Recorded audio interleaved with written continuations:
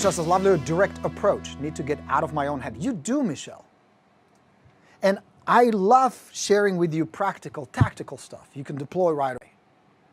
Like you should text all your leads right now. Have you given up on your new dream house? Have you given up on living in Florida? Have you given up on moving? Have you given up on selling for a good price? Just text it to everybody you have. Super simple tactical thing. Works like charm. Most of you will not do it, interestingly. Some of you will. But here's the thing. It is the drunken monkey in your thinking and your beliefs that's steering you. And the reason that's happening is because the way we are wired, the way our neurobiology, our psychology, our decision process, our thinking, and consequently our behavior works, is all based on habits. From the moment you open your eyes in the morning, the way you brush your teeth, the way you shower, the way you eat breakfast, the way you drive, everything, if you start analyzing and observing, is very pattern-like and very habitual. Some of these habits serve us very well. I don't want to think about how I brush my fucking teeth. It's an automatic. On the contrary, I do it in the shower while I have my thoughts about the videos I want to make for you guys and training I want to do and all that good stuff. So I don't want to be preoccupied physically with the actual act. The trouble is, if it starts kicking in and taking over as a comfort mechanism, protection mechanism, when it comes to prospecting, generating leads, going and talking to people. Why? Because your monkey brain perceives these situations as potentially dangerous. So it's trying to protect you.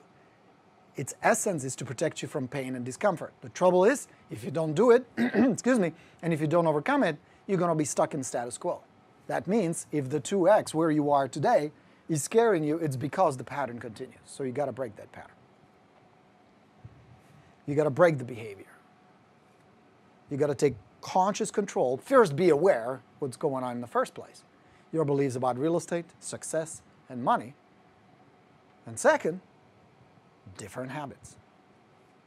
Different habits. How did you learn how to ride a bike? First, very cautiously, it was very scary, right? You fell down, it hurt, and you felt like, fuck, I'm never doing this again. Then you hop back on and you try it again, and it was a little less scary. The falls were not as bad, and it got better and better and better and better. Something like talking to expired listings. That's how I mastered it. I hit a lot of walls. I was doing this for a while, right? And then I could make a list, and that list turned into a book, and the book turned into a system that I teach you now. This stuff works really well. This, don't do it. It doesn't work. It's the same thing. And I changed certain habits, like talking to 2 expireds a day. Can you do that?